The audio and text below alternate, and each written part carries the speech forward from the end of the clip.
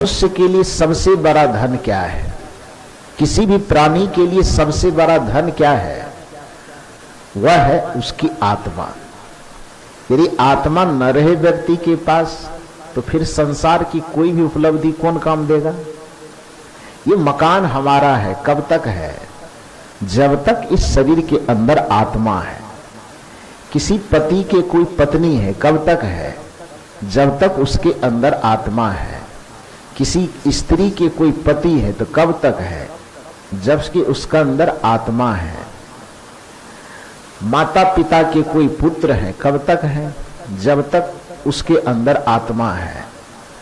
और पुत्र के कोई माता पिता है तो कब तक है? जब तक उसके अंदर आत्मा है। कोई गुरु है तो कब तक है? जब तक उसके अंदर आत्मा है। कोई शिष्य है तो कब तक है? जब तक उसके अंदर आत्मा है। अर्थात संसार में एक मनुष्य का कोई भी अस्तित्व हो, किसी भी संबंध का अस्तित्व हो, तो जब तक आत्मा है तभी तक संबंध है, तभी तक हमारे आपके लिए संसार है। आत्मा निकल जाए, कौन संबंध है? फिर कौन किसका बेटा, कौन किसका बाप, कौन किसका पति, कौन किसके पत्नी, कौन किसका गुरु, कौन किसका शिष्य? कोई संबंध रह जाएगा? तुरंत एकदम उठा पुठा करके गंगा किनारे ले जाएगा, जला उला करके बात खत्म। 13 दिन में पूरी बुनिया झाड़ लेगा, मामला खत्म हो जाएगा। एक विचारक ने बड़ा सुंदर कहा है कि दुनिया की मोहब्बत का बस दस्तूर है इतना कि जो मरने पर छाती पीट के रोते हैं वही 13 दिन के अंदर नरम नरम पूरी और गरम गरम जिलेबी मांगता है। मांगता है कि नहीं मांगता है?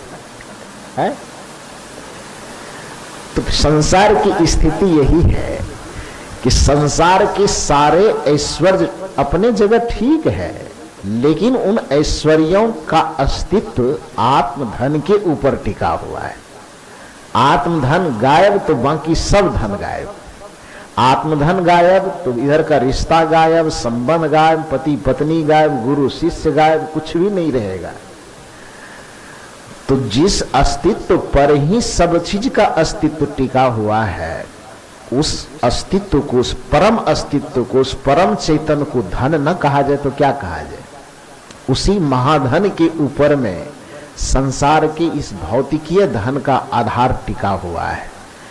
तो सदगुरु कबीर साहब का जो बीजक है उस महाधन का पता बताने वाला है। उस धन का पता यदि ना हो, उसी धन को वेदांत की भाषा में आत्मज्ञान कहा जाता है।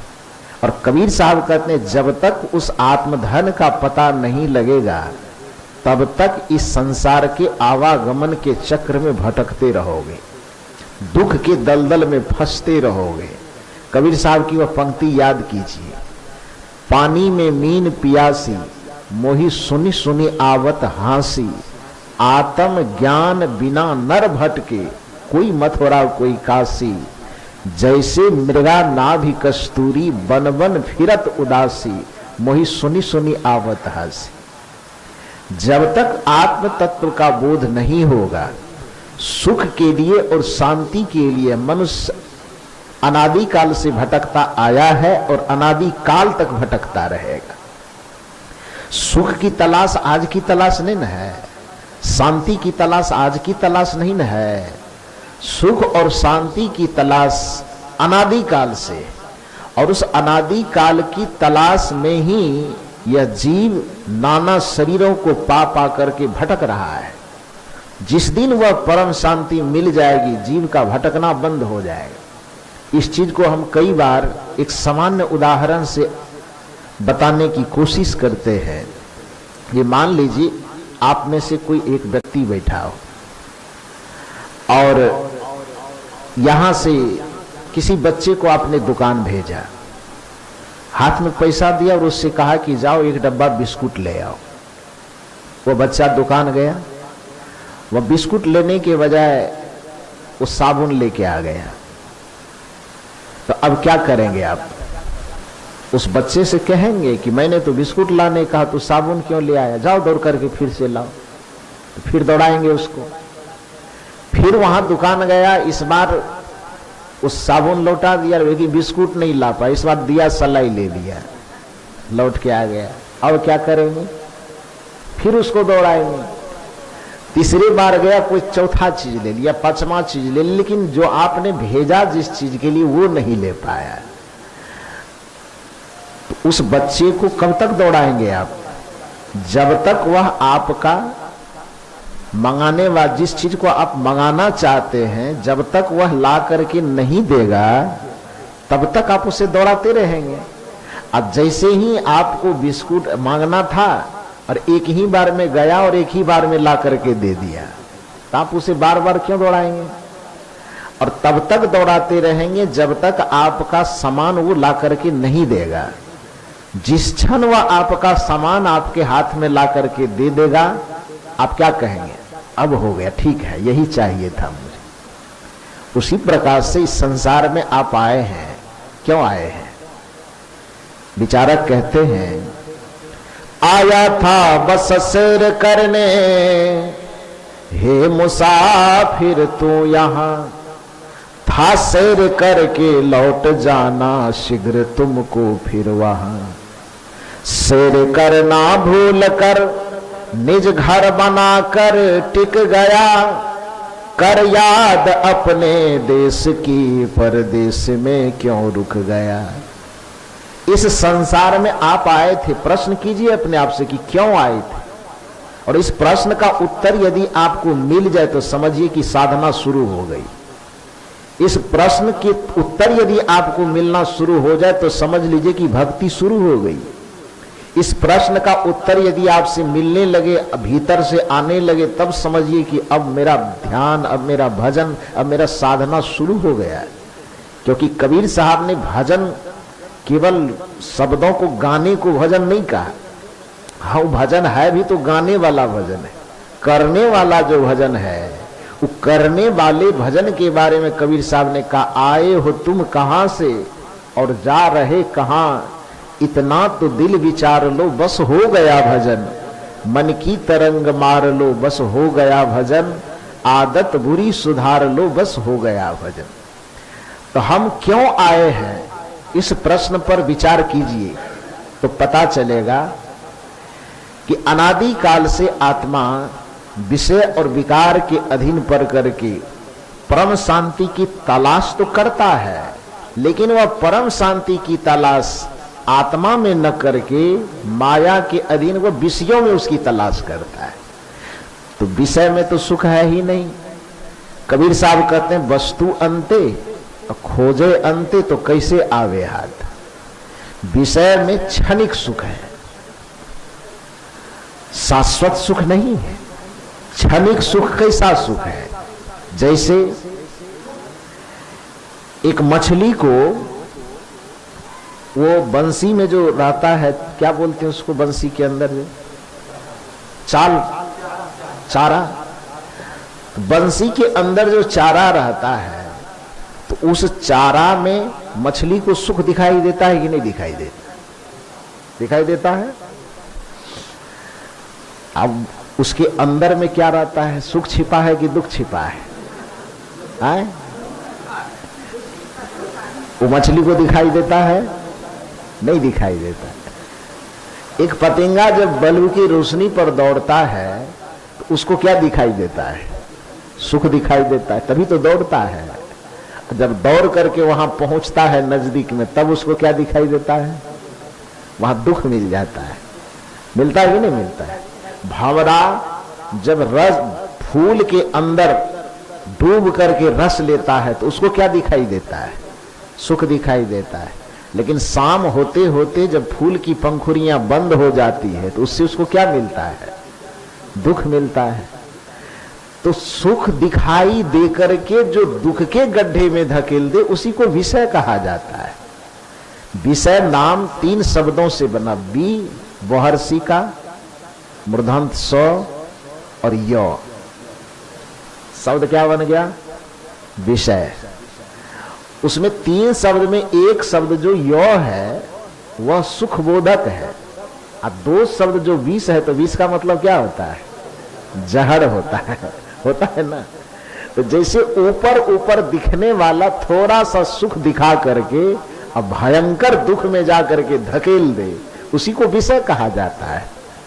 अभी परसों मेरा कार्यक्रम सहरसा में था, संत मत का कार्यक्रम था। उसमें अरविंद बाबा उधर महुआ बाजार के हैं, बड़े वरिष्ठ संत हैं, वो पधारे थे। अब मेरा भी कार्यक्रम अचानक लिया तो मैं तो दे नहीं रहा था, क्योंकि जिस समय कार्यक्रम बना था भी मैं लखनऊ में था, मायावती जी के क्षेत्र में। वहां पर काफी अच्छा कार्यक्रम रहा। मैं उत्तर प्रदेश की राजधानी पहली बार गया था। उत्तर प्रदेश मुझे पूरा घूम घूम करके देखने का मौका मिला। तो भूल भुलैया में गए तो खो रहे थे, हमारा आनंद हाथ पकड़ के खींच रहा था, गुरुजी भटक मत जाइएगा। सचमुच में नाम तो बहुत दिन से सुने थे भूल भुलैया का, लेकिन जब गए तो वाकई में कारीगर कैसा कमाल रहा होगा। हमको लगता है कि 10,000 रास्ते से कम नहीं होगा, उस एक में घुस जाएगा आदमी तो लगता है हमको पूरी जिंदगी गुजर जाए, वो निकल नहीं पाएगा। नाम ही है भूल भुलैया। तो वो गाइड होता है वहां, वो जानता है, वही निकाल सकता है, अपने से निकलना बड़ा मुश्किल है। हम एक बार बुद्धिमानी थोड़ा सा लगाए कि देख के जाते हैं, इधर से घुसेंगे तो निकल जाएंगे, लेकिन नहीं देख पाए। पूछना पड़ा कि आप कैसे निकले, तब बताए। तो वहां घूम रहे थे, फोन गया कि ऐसी सी बात, कार्यक्रम बन रहा है। तो आयोजक से तो हम लोग नहीं ही माने, तो अरविंद बाबा से फोन करवाया गया। तब उसका हम बहुत इज्जत करते हैं, बड़े अच्छे संत हैं। तो जब उनकी तरफ से फोन गया तो मैं कहा कि ठीक है। तो लखनऊ कार्यक्रम करते हुए पटना में कार्यक्रम किया, और पटना से मुझे आश्रम आना था, तो आश्रम न आकर के मैं सहरसा गया। तो परसों वहां कार्यक्रम संपन्न हुआ और आए। तो वहां कार्यक्रम जब हो रहा था तो अरविंद बाबा एक बड़ा सुंदर प्रवचन कर रहे थे। वो क्या बता रहे थे? अपने बचपन की घटना बता रहे थे। वो घटना क्या था? कहा कि मेरी दादी अपनी दादी की कहानी बता रहे थे कि मेरी दादी एक बकरा पाल के रखी थी। मेरी दादी ने, उनकी दादी। वो बता रहे थे कहानी कि दादी एक बकरा पाल के रखी थी। तो बड़ा बकरा था, दाढ़ी भी बड़ा बड़ा था बकरा का। घर में कोई खाना पीना कुछ भी भोजन बने तो पहला भोजन उस बकरे को खिलाया जाता था। कुछ मिठाई हो, काजू हो, किशमिश हो, उसको खिलाया जाता है। बकरा फूल के एकदम मस्त, वाह इस घर में मेरा स्वागत सबसे ज्यादा हो रहा है। संजोग से बाबा बता रहे थे कि एक दिन बच्चा होगा उस समय में वो, तो बोला संजोग से ऐसा हुआ कि एक दिन मेरा पैर उस बकरा में लग गया। तो दादी कह, अरे राम राम, दुर्गा माई के बकरा में तू पैर मार दिया, चलो बकरा से माफी मांगो। तो माफी हम नहीं, उन्होंने कहा कि हम माफी नहीं मांग रहे थे। तो जबरदस्ती हाथ जोड़वा करके माफी मंगवाया। तो बकरा के सामने हम हाथ जोड़ करके, हे दुर्गा माई के बकरा, अनजाने में पैर लग गया, क्षमा कीजिए। ये बकरा देख रहा है कि मेरे सामने हाथ जोड़ा हुआ है, तो बकरा एकदम फूल के फुलौरी हो रहा है। 2 साल, 4 साल, 5 साल खूब खिलाया गया, खूब उसकी पूजा की गई, खूब आदर सत्कार किया गया। 2, 4, 5 साल खाने के बाद जब जिस रोज दुर्गा पूजा आया, और दुर्गा पूजा उन्होंने बताई शायद पहली में ही वहां पर पड़ जाता, कैसे बताया, जो भी हो नियम होगा कुछ वहां का। तो उस तरह से जब आया, उस रोज उस पठवा को 5 साल जिसको खिलाया पिलाया गया था, खूब बढ़िया से साबुन लगा लगा के नहवाए, 5 आदमी मिल करके। बकरा सोच रहा, ओ हो, इसके सामने तो इंद्रासन फेल है। और फूल का माला पहनाया गया, एकदम सुगंध छिड़का गया। बकरा सोच रहा है बड़ा गजब है, इतना स्वागत क्यों हो रहा है।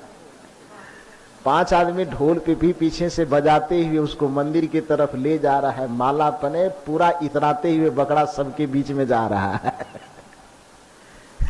जब मंदिर के पास पहुंचा और फुलहाइश करने के लिए उसको आगे ले जाया गया और थोड़ा सा फूल अक्षत छीटा, तब बकरा को लगा कि कुछ होने वाला है, कुछ गड़बड़ होगा। बस बकरा इधर उधर देखने लगा, जरा सा इधर उधर झांकने लगा तो तब 4-5 आदमी भाग करके कहां जाएगा। 4-5 आदमी पकड़ करके उस लकड़ी का जो सांकल बना होता है उसके अंदर जब दबोच करके उसके गर्दन को डाला तो बाबा अपनी भाषा में बता रहे थे कि तब बकरा को समझ में आया कि 5 साल से हमारा ये स्वागत क्यों हो रहा था।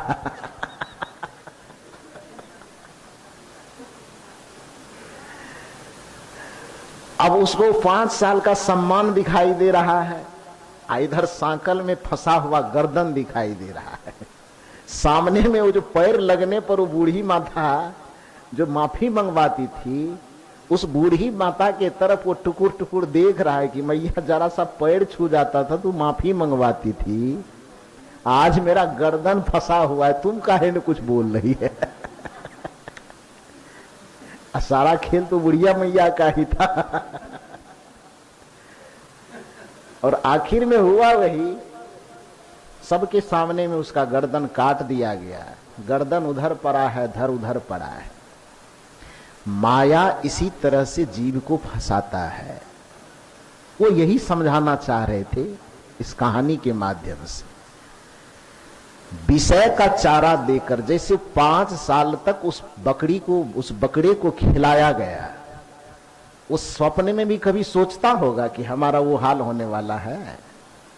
कभी सोचेगा कि ये पैर छुआ जाने पर जिसके सामने हाथ जोड़वाया जा रहा है, वो कभी स्वप्न में कैसे सोच सकता है कि एक दिन मेरा सांकल में गर्दन फंसा के काटेगा? लेकिन जो समझदार है, जो ज्ञानी है, जिसको हम बुद्ध पुरुष कहते हैं, जिसको ज्ञानी पुरुष कहते हैं, उस विषय के उस पीड़ा को वो पहले अनुभव कर लेता है। जो विषय की उस पीड़ा को पहले अनुभव करता है, इसीलिए वो भोगों में नहीं फंसता। भगवान श्री कृष्ण ने कहा कि ये ही संस्पर्शजा भोगा दुख यो नय एवते आद्यंतवंत कौनते न तेसु रमते बुधः। बुद्ध जन मन बुद्धिमान व्यक्ति आदि से अंत तक उस विषयों में इसीलिए नहीं रमते हैं क्योंकि उसको मक्खन मेवा मिश्री में वो सांकल दिखाई देता है, उसको उस चाल के अंदर की वो बंसी दिखाई देती है कि ऊपर ऊपर चाल है, भीतर में क्या है? बंसी है।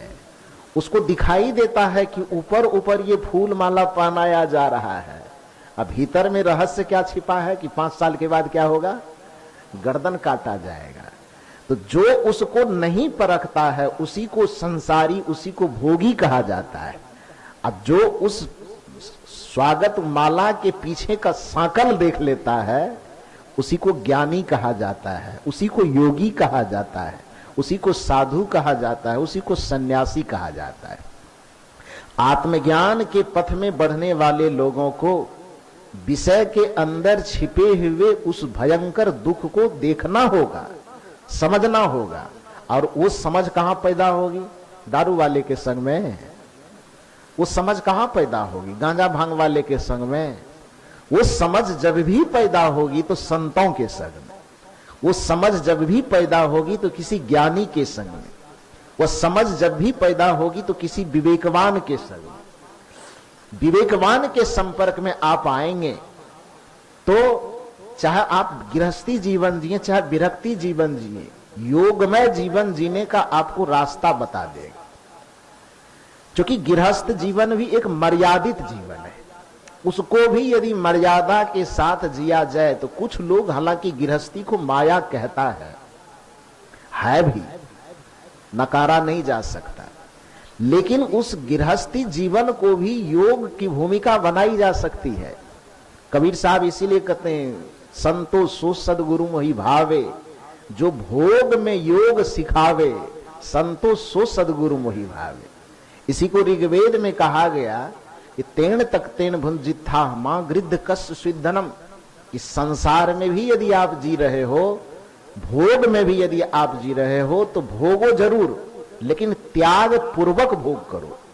अब एक सवाल आता है कि त्याग एक अलग मामला है, भोग एक अलग मामला है, लेकिन भोग भी क्या त्याग पूर्वक भोगा जा सकता है? हां, भोगा जा सकता है। जैसे एक बात में बताओ, मान लीजिए कि आप सब्जी बनाते हैं, दाल बनाते हैं, तो सब्जी और दाल में आप नमक डालते हैं, किस लिए डालते हैं? स्वाद के लिए। इसका मतलब है कि दाल सब्जी में नमक डालने से ही स्वाद आता, नमक न डाला जाए तो वो सब्जी और दाल स्वादिष्ट नहीं लगेगा, खाना अच्छा नहीं लगेगा। तो स्वाद नमक में ही है ना। तो यदि नमक में स्वाद है तो ऐसा करें कि 1 केजी दाल में 1.5 केजी नमक डाल दें, तो स्वाद थोड़ा ज्यादा हो जाएगा। हाँ, स्वाद नमक में ही है, अथवा स्वाद तेल में, पानी में सब्जी बनाएगा तो खाने में किसी को अच्छा नहीं लगेगा। तेल में सब्जी बनाई जाती है, तो ऐसा किया जाए कि पानी दिया ही नहीं जाए, तेल में ही एकदम पूरा तेल ही डाल दिया जाए पानी के बदले में, तब सब्जी कैसा लगेगा? नमक ही 1 केजी नमक में 5 केजी, 1 केजी सब्जी में 5 केजी नमक डाल दिया जाए, तब कैसा लगेगा? जहर लगे, बेकार लगेगा, वो खाने में अच्छा नहीं लगेगा। वस्तुतः नमक में स्वाद है, तो इसका यह अर्थ नहीं है कि सामग्री से ज्यादा ही नमक डाल दिया जाए। इसका यह अर्थ है यदि आप भोज्य सामग्री को स्वादिष्ट बनाना चाहते हैं तो नमक की मात्रा तो आपको जाननी होगी ना, कि कितना डालना है, कितना नहीं डालना है। ये जान लेना कि नमक की मात्रा क्या होनी चाहिए, जैसे आपको पाक कला में निपुण बनाता है, उसी तरह से यदि आप गृहस्थी मर्यादा में जीते भी हैं तो आप यह तो समझ लीजिए कि हम अपने जीवन में भोग का कितना तड़का लगावें, कितना भोग भोगें, कितना विषय में अपने मन को उलझावें कि वह एक स्वाद पैदा कर सके जिंदगी में, वह स्वाद को पैदा करने की वजह स्वाद को खराब न कर दे। इसलिए विचारक कहते हैं देखना बुरी बात नहीं है, देखना यदि एक भोग है ही, क्योंकि ये माया आंख क्या दिखाता है? माया को ही तो दिखा रहा है। संसार माया का मतलब केवल स्त्री या पुरुष नहीं होता है। माया का मतलब वह हर नाशवान पदार्थ जो आंख से दिखाई तो देता है सत्य, लेकिन वह क्षणभंगुर है, उस सब चीज को माया कहा जाता है। हालांकि मन लोगों ने माया को इतना ज्यादा सीमित कर दिया कि पुरुष के पास यदि उगाल बजाता है तो कहता है स्त्री जितना है वो सब माया है, स्त्री के पास कोई जाए तो कहे पुरुष जितना है वो सब माया। हालांकि पुरुष को माया कहा नहीं गया है, वो छुपा के रखा है सब पुरुष लोग। लेकिन हकीकत यह है कि साधना और भक्ति के मार्ग में चलने वाले लोगों के लिए यदि स्त्री उस साधना के मार्ग पे चल रही है तो पुरुष उसके लिए माया है, और पुरुष यदि साधना के मार्ग पर चल रहे हैं तो स्त्री उसके लिए माया है। इस रहस्य को न समझ पाने के कारण जो विद्यालय महाविद्यालय में लेखन का कार्य करते हैं साहित्यकार लोग, संत महात्माओं का थोड़ा सा मूल्यांकन, गलत मूल्यांकन कर दिए।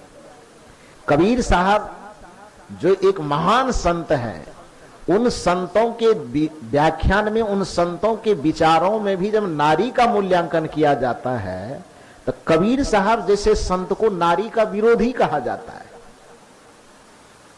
हम लोग जब यूनिवर्सिटी में पढ़ने गए तो हम लोगों को यही पढ़ाया कि कबीर साहब नारी विरोधी है।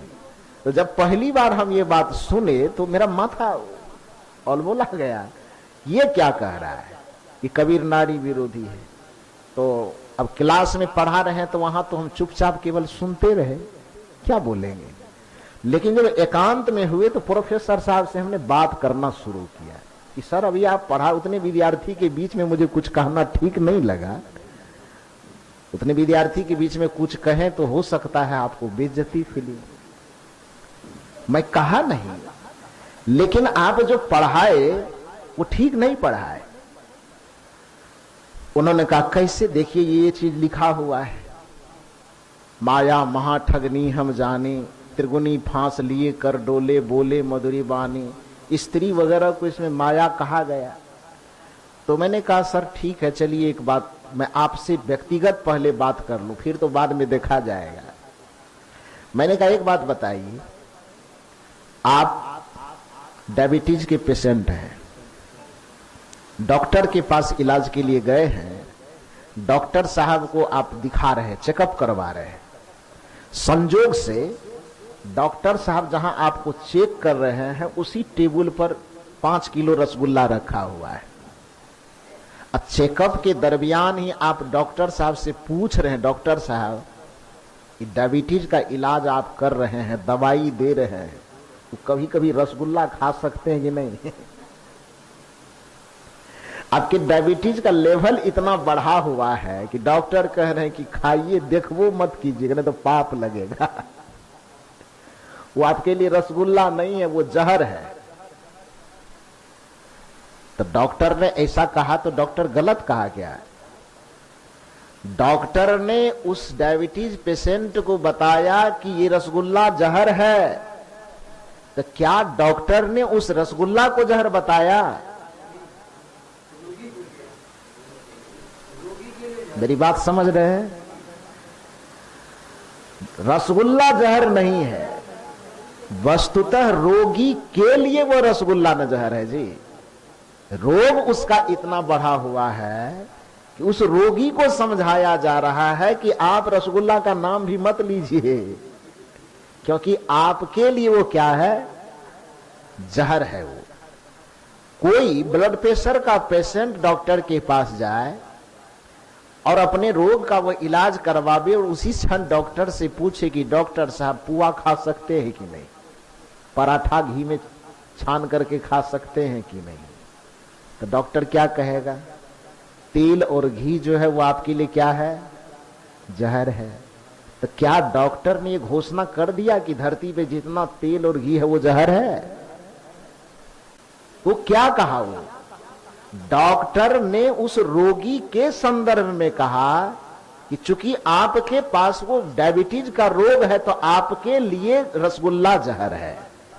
आपके अंदर यदि ब्लड प्रेशर का रोग है तब आपके लिए घी और तेल क्या है? वो जहर है। वस्तुतः घी और तेल जहर नहीं है। वस्तुतः तेल, ये रसगुल्ला, चीनी, मिठाई वो जहर नहीं है, रोगी के संदर्भ में वो जहर है। उसी प्रकार से कबीर साहब के सामने जब कोई व्यक्ति, चूंकि कबीर साहब घर में कमरे में बैठ करके कोई बात तो लिखते कहते नहीं थे, उनके पूरे प्रवचन में आप सुनिए, जितने भजन बनाए हुए हैं, कहत कबीर सुनो भाई साधु, वो कहते हैं, कोई सामने में सुनने वाला होता है। कमरे में बैठ करके कॉपी कलम से अपनी बात वो कहीं नहीं कहे। रास्ते चल रहे हैं, चौराहे पे कोई मिल गया, 10 ठो 5 ठो कोई मिल गया, कोई प्रश्न किया और कबीर साहब उसका जवाब देते हैं, उसी में उनका पद बन जाता है। और सब चीज कहते कहते अंत में कहते हैं कहत कबीर सुनो भाई साधु। तो ये वार्तालाप जो हो रही है वो कहने और सुनने में हो रही, लिखने में नहीं हो रही है। लिखी हुई बात कहीं एकांत कमरे में लिखी जाती है, कहने और सुनने की बात एकांत में नहीं होती है। यदि मुझे कोई बात लिखना होगा तब हम अपने कमरे में लिखेंगे, लिखेंगे कि नहीं? अभी लिखने का दबाव मेरे ऊपर इतना आ गया है कि पूछो मत भैया। अब हमको लगता है पीएचडी वगैरह बेकार चीज होती है। सही में आदमी को पगला देता है। ये 12 तारीख तक, आज 5 है ना, 5 है, 7 दिन का इतना व्यस्त कार्यक्रम है कि 12 बजे रात में भी सोना मुझे मुश्किल हो रहा है।